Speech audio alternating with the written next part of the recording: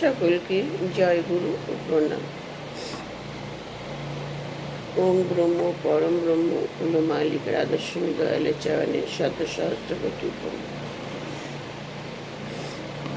আমাদের শ্রী ঠাকুর অনুকূল চন্দ্র বলেন, যে কোনো কাজ করতে গেলে, যে কোনো মানব সেবা বা মানুষের সেবা করতে গেলে আগে একজন ভালো মানুষ হতে হবে, একটা সৎ আদর্শবান মানুষ হতে হবে, বিবেকবান এবং দয়াবান, মানে দয়া করুণার থাকবে, মানুষের প্রতি দয়া থাকবে, যেটা আমাদের ঠাকুরের মধ্যে ছিল। ঠাকুর বলতেন, সে রাজা হোক মন্ত্রী হোক, তাকে একটা আদর্শ পথে চলতে হবে, সত্যনিষ্ঠ পথে চলতে হবে, ঈশ্বর কেন্দ্রিক পথে থাকতে হবে, মানুষের জন্য, মানুষের সেবায় নিজেকে আত্মদান করতে হবে, আত্মবলি দিতে হবে, তবে তো তিনি রাজা। তা আমার ঠাকুরের কথাটা আমি পদে পদে উপলব্ধি করতে পারি আমাদের বর্তমান প্রধানমন্ত্রীকে দেখে। ওনাকে দেখে মনে হয় উনি একজন আদর্শ সৎ মানুষ। আমাদের ঠাকুর যেমন বলেন, এক আধ্যাত্মিক জগতের মানুষ, আদর্শ মানুষ, দেখে ওনাকে দেখেই কিন্তু বোঝা যায়। তেমনি 2026-এ আমাদের যে এই মাননীয় মুখ্যমন্ত্রী শুভেন্দু অধিকারী মহাশয়, পরিবারটাও ঠিক ওরকম। দেখেছে ওনার পরিবার, এখন ওনার মাকে দেখেছি, ওনার বাবার কনভারসেশন শুনেছি, দেখেছি। উনিও একটা সেই পরিবারের, একটা আদর্শ পরিবারের সন্তান তিনি, আমার শুভেন্দুবাবু। হ্যাঁ, যেটাকে বলে একটা অভিজাত ফ্যামিলি, পরিবারের ছেলে। ছোট থেকে ওনাদের এই রাজনীতির ওনাদের পরিবারের মধ্যেই আছে, সেটাও জানি। তাই জন্য তো উনি এত সুদক্ষ, এত বুদ্ধিমান, এত মানে ঈশ্বরকেন্দ্রিক আধ্যাত্মিক জগতের মানুষ শুভেন্দুবাবু। ওনাকে দেখে তো দেখছি, তো সর্বদা আমরা খবরে দেখছি। আমরা সেই 2 মাস ধরে আমরা এই শুধু খবরই দেখছি, খবরে কোথায় কি হচ্ছে না হচ্ছে সব দেখছি আমরা। শুভেন্দুবাবুকে দেখছি প্রতিটা পদক্ষেপে, তার মন্ত্রী, নতুন যে মন্ত্রিমণ্ডলী, বিধায়কগণ, সকলকে এখন আমরা নখদর্পণে আমাদের। তাই ওনার মধ্যে আমি সেটা দেখতে পাচ্ছি, একদম বিচক্ষণ সুদক্ষ মানুষ উনি, একটা বুদ্ধিমান, একটা দক্ষ অভিজ্ঞতা সম্পন্ন মানুষ উনি। ওনাকে মানুষ দেখলে কিন্তু প্রথম দর্শনে বোঝা যায় মানুষের ভিতরের যে ইয়েটা, সেটাও কিন্তু আয়নার মতো ফুটে ওঠে। এটা একটু অভিজ্ঞতা দরকার হয়, আর কিছুই না। কারণ আমরা ঠাকুরের দীক্ষিত, ঠাকুরের কথা শুনতে শুনতে আমরা এখন মানুষ দেখলে বুঝতে পারি মানুষের। হ্যাঁ, ঠাকুর তো এটাই বলেছেন যে তোমার চলন, তোমার বলন, তোমার আচার, তোমার ব্যবহার এমন হবে বিশ্ব ভুবন চেয়ে রবে। তোমাকে দেখে মানুষ ভক্তি হবে, তোমাকে দেখে মানুষের শ্রদ্ধা জাগরিত হবে। তবেই তো তুমি আমার শ্রী ঠাকুর অনুকূল চন্দ্রের শিষ্য। তো এই হচ্ছে কথা। তাই কোনো ভালো কাজ করতে গেলে আগে সৎ হতে হবে, আদর্শ পরায়ণ হতে হবে। হ্যাঁ, এমন অ্যাক্টিভ কর্মী হতে হবে, মানুষের ঠিক পরিষেবা দেওয়া। হ্যাঁ, এবং সেটা সৎ পথে, সৎভাবে, ধর্মপথে। আগে মানুষের সেবা। আমি দেশের কাজে নেমেছি, আমি আগে মানুষের সেবা আমার পরম ধর্ম, এটাই হবে। হ্যাঁ, আর কি দুষ্টের দমন, শিষ্টের পালন। দুষ্টের পালনও করতে হবে, কারণ যারা দেশের শান্তিভঙ্গ করবে, যারা দেশের স্বৈরাচার সৃষ্টি করবে, তাদের তো দমন করতেই হবে।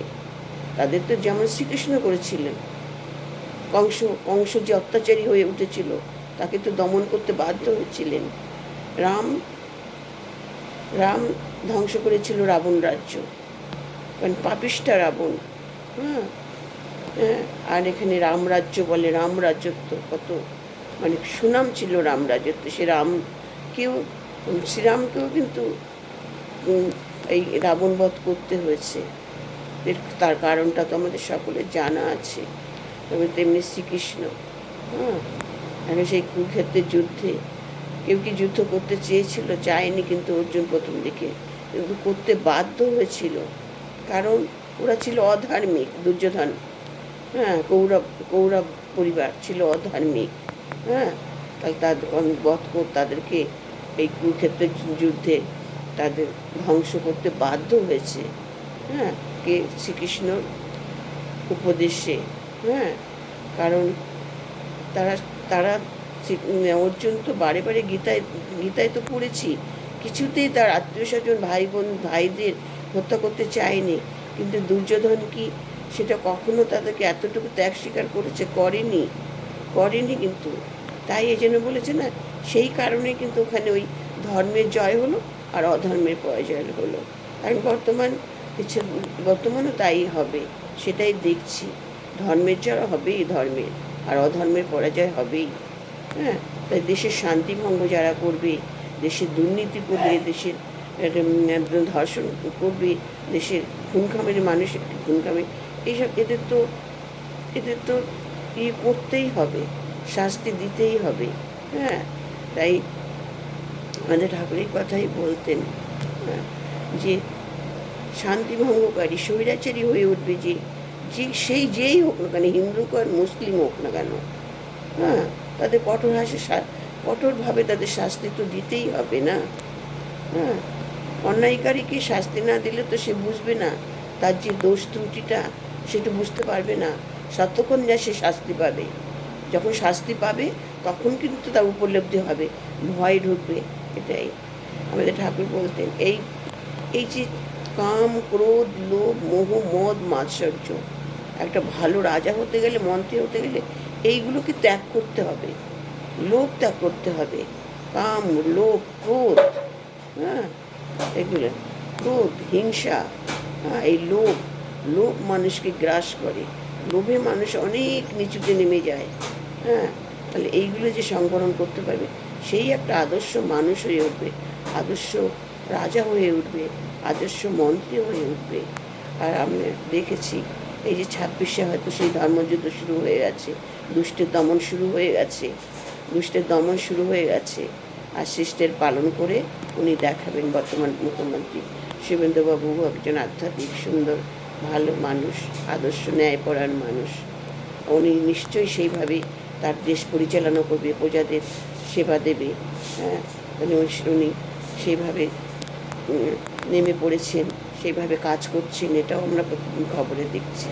তাই আমাদের ঠাকুর বলতেন, সবথেকে বড় ধর্ম হচ্ছে মানব ধর্ম, মানুষের সেবা করা, মানুষের পাশে দাঁড়ানো। হ্যাঁ, এটাই কিন্তু ধর্ম কাকে বলেছে?